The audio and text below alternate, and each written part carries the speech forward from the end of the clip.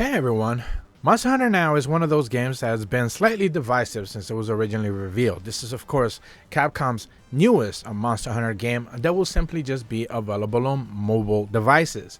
And because of that, it makes a lot of people uneasy as to what they should be expecting. Some think that it will not be a full-on experience like the typical, console games. Some also think that Capcom is just continually expressing interest in mobile devices for a quick cash grab, which is something that they have a track record for in the past. So it doesn't necessarily come to too much of a surprise that there are a lot of skeptics out there for this game. However, in one of my previous videos, I spoke about the fact that Capcom and Niantic are working with multiple betas for the game. An open beta will be happening later in July, and now a couple of previews have gone up. In this video, I want to talk a little bit about some of the excitement that I've seen specifically in the latest batch of previews, because people are just really happy from the chance to being able to play this game. They had very low expectations for the game, and then higher and higher expectations as they were able to get their hands on it. This latest preview comes to us from the Gamer. Huge shout out to them, specifically Eric Switzer. Huge shout out to them. Link in the description below for the original article, which simply says, Monster Hunter Now has finally convinced me to move on from Pokemon Go. Remember, Pokemon Go might not have been the end-all be-all that everyone would have hoped, but it certainly was a juggernaut once it came out. Maybe not now, but there's still people out there playing Pokemon Go, and for good reason. It was fun for a lot of players, and it did something that other games had not done in the past. And Monster Hunter Now is building upon that in a great way. The article simply states that Monster Hunter Now is the first game being fully developed by Niantic's Tokyo Studios, and I got to meet with one of the developers in a PlayStation for Summer Games Fest Play days. Before they handed me the phone, he asked how much I know about Monster Hunter, to which I responded a lot, which is kind of an understatement. Then he asked for my favorite game in the series, and it was for a second that I thought I tried out to sound cool, and I said Freedom. But I decided to be honest and tell him that I have a few hundred hours between World and Iceborne. He smiled, handed me the phone, and I told him I'd know what to do. It never occurred to me how well Monster Hunter gameplay loops with the mesh of Niantic style in localization-based games. The second I got my hands on it, I immediately got the impression that this was meant to be what this was meant to be. Niantic is a quick development's reputation for making IP-driven Pokemon Go clones, but this is no simple reskin. Monster Hunter Now is hugely different from Pokemon Go in some important ways, and is authentic enough to Monster Hunter that it feels like a worthwhile experience. I've been flirting with moving on from Pokemon Go for a while now, and Monster Hunter Now looks like it will be the game to finally lead me away. And I think the best interesting phrase here that they used was that they called Niantic's style of localization-based games. That is something you don't quite hear often, but it's a very good description specifically for what Niantic has done and what this game is gonna be. Yes, it is Monster Hunter, but it's also taking that same Pokemon Go idea of like you traversing your own live world, you walking to work, you taking a walk for a routine, exercise routine, or whatever it is that you do, and taking those things that are randomly placed in the real world through, of course, the game's setup, and adding that to your repertoire of things that you can essentially do once you want to sit down with the game. Remember, you can find monsters and choose to battle them later. Mining spots, picking up gathering materials, all those things that you typically do in a Monster Hunter game are done specifically through the fact that you're walking around your normal world and doing your normal living things and experiencing the Monster Hunter side of things whenever you want. The article continues by mentioning the first thing that I did is when I picked up the phone was jumping straight into a hunt. While the controls are pretty simple, it did feel like a massive leap from Pokemon Go battles. The monsters move around in the field and attack using the same animations and move you remember from the games, and that you can move, dodge, and unleash a variety of attack combos. Depending on the weapon you have equipped, you can also target specific parts of a monster by tapping on it, so you break their horns, sever their tails, and if you're trying to farm for a specific spot. Other players can join in your battles, and you'll actually see them fighting alongside you and breaking parts in real time. Battles never lasted more than 75 seconds, so you don't have to stop and walk.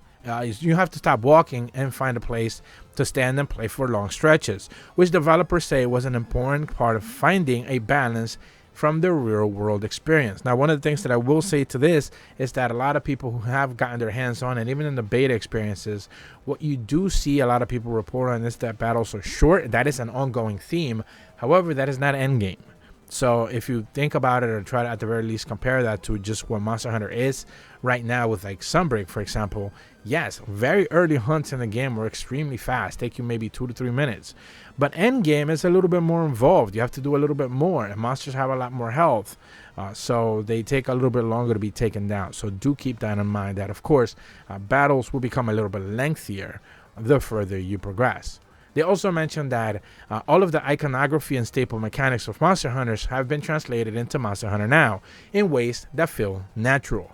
The core loop is the same. You go out on hunts and kill monsters to collect crafting materials that you then use to make armors and weapons. Each piece of the equip provides different skills, new weapons that have different elemental advantages, so the more you craft, the more you equip, you'll be able to find different types of hunts.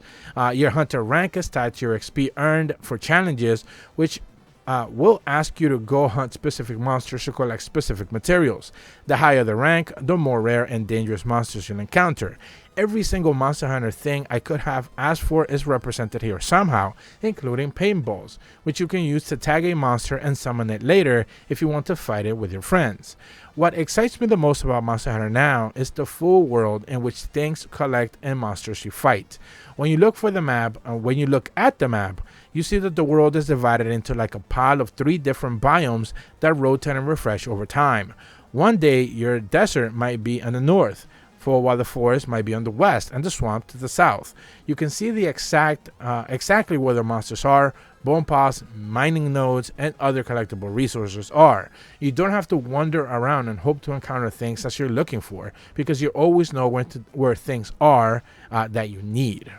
And that kind of like quality of life improvement is something that you can directly attribute to like Pokemon Go, for example, where originally a lot of people were complaining that they had to walk a lot to be able to reach certain things, find certain Pokemons. This time around, they know that they have to keep things fresh, because maybe you don't want to do all the walking every single day, and you want things to be relatively close to you and change a little bit. Obviously, change keeps players coming back, and new rewards is what everyone is always after. So of course, refreshing things and keeping them interesting is one way to go about it. So making things a little bit more accessible, maybe not necessarily so restrictive, is one way to go to keep the player base excited.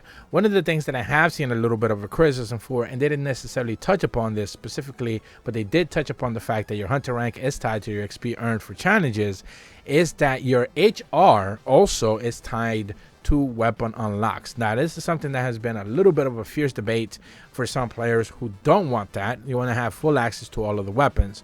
But I think in Niantic's logic here is that some weapons, specifically some of the more powerful weapons, some weapons will not be just as equally as others. Let's put it that way. There will be some that require unlocking the more HR, the more work you put in, and those weapons are going to be favored probably for endgame over than others, because they're clearly better. So that is something that has been something of a little pushback. I spoke about this in the previous preview videos, so you know, it is something to keep in mind. Obviously this could change until September, but you know, for the final release, but of course we don't know that just yet. Lastly, in the article they mentioned that this is something that I always thought was missing in Pokemon Go. Other than gyms and Pokestops, I never felt like I had enough direction. Tracking never really worked, and even when I tried to use it, the Pokemon I was after would always flee before I could get there. Monster Hunter Now fixes that problem by putting all of the points of interest on the map, so you have the information you need to decide where to go and how to spend your time, which again touches upon what I just spoke about before. Smart quality of life improvements. What I played was very much a work in progress, and I'm still surprised that in September is still the current release date, considering how much was missing. Only some of the weapon types are in the game right now, which means I didn't get to try out my beloved Insect Glaive.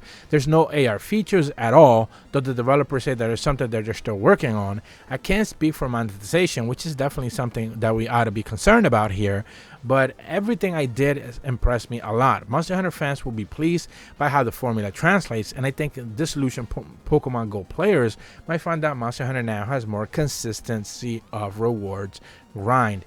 And I think the takeaway here in that last paragraph or so is the fact that there's so many things missing.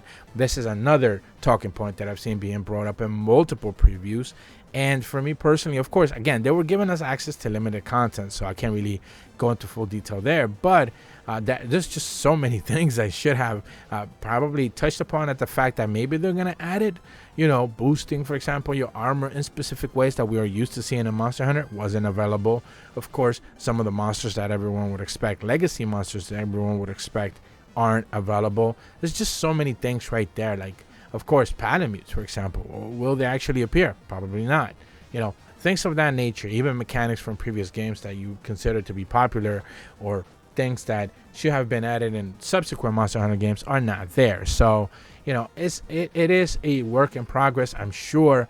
But, you know, in order for them to really make an impression, they're going to have a solid start. And right now, these beta updates that we are seeing, again, I made a video recently where they're going to be talking about a new beta. Probably by the time this video goes live, hopefully the information is freely out there and I could talk about the release date for the new beta. But, you know, there's just a lot of things that are just not in the game yet, and this is something that even this article touches upon, which can be a bit of a concern.